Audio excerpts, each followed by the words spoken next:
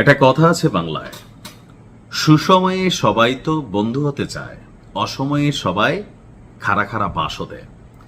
আওয়ামী লীগ সরকারের সময় বাংলাদেশের সাথে চীনের যে অভূতপূর্ব একটা সম্পর্কের জায়গা তৈরি হয়েছে, বিশেষ করে পদ্মা সেতু, এরকম অনেক মেগা কনস্ট্রাকশন চীনের কিন্তু বাংলাদেশ থেকে তারা নেওয়ার সুযোগ হয়েছে। এছাড়াও বিভিন্নভাবে চীন বাংলাদেশের মধ্যে একটা বন্ধুত্বের সম্পর্ক তৈরি হয়েছিল।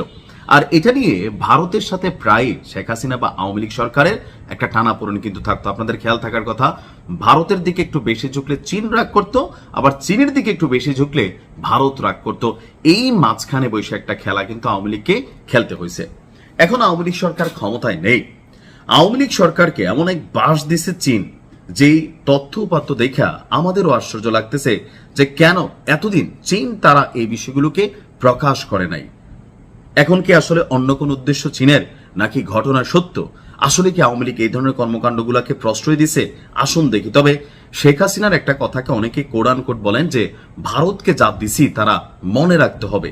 এখন আসলেই কিনা সবার অজান্তে আমাদের এই যে বঙ্গোপসাগর আছে, সেই বঙ্গোপসাগরের যেই পানি আছে, সেই পানির হাজার হাজার ফুট গভীরে এক অবিশ্বাস্য আন্তর্জাতিক ডাকাতি চলছে।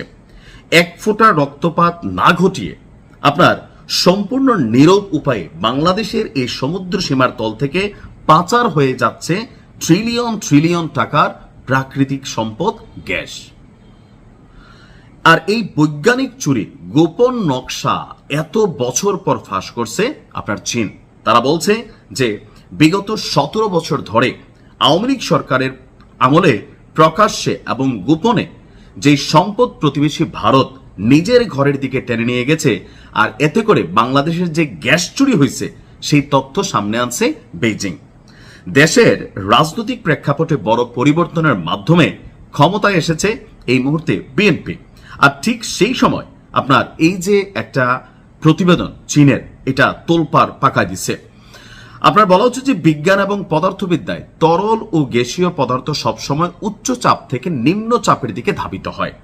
এই সূত্রকে কাজে লাগিয়ে ভারত ও বাংলাদেশের সীমানার কাছে বিশেষ কৌশল ব্যবহার করেছে।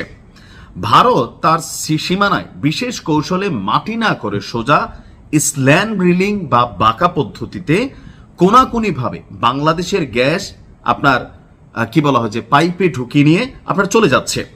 সেখান থেকে গ্যাস বের করায় বাংলাদেশের মাটির নিচে চাপ সৃষ্টি হচ্ছে। এতে করে প্রাকৃতিক নিয়মে বাংলাদেশের অন্য প্রান্তের প্রাকৃতিক গ্যাস আপনার এই ভারতের যে সেট আপ করা ফাইবারের যেই গ্যাসের কি বলা হয় যে ধরেন পাইপ, সেটার দিকেই ধাবিত হচ্ছে। অতি মূল্যবান এই প্রাকৃতিক সম্পদ বাংলাদেশের হলেও ভারতের আধুনিক বিজ্ঞানের যে খেলা, সেই কারণে আপনার প্রায় পুরোপুরিটাই চলে যাচ্ছে ভারতের কাছে। আপনার 1990 সালে সাদ্দাম হোসেনের ইরাক কুয়েত আক্রমণ করেছিল, খেয়াল আছে নিশ্চয়ই, ইরাক কুয়েতকে আক্রমণ করেছিল। তার অন্যতম কারণ ছিল এই স্লাড রেলিং, অর্থাৎ ইরাক অভিযোগ করেছিল কুয়েত আন্তর্জাতিক সীমানা লঙ্ঘন করে মাটির নিচে দিয়ে এই বাঁকা পাইপ ঢুকিয়ে ইরাকের বিখ্যাত রুমায়না অয়েল ফিল্ড থেকে তারা তেল চুরি করছে।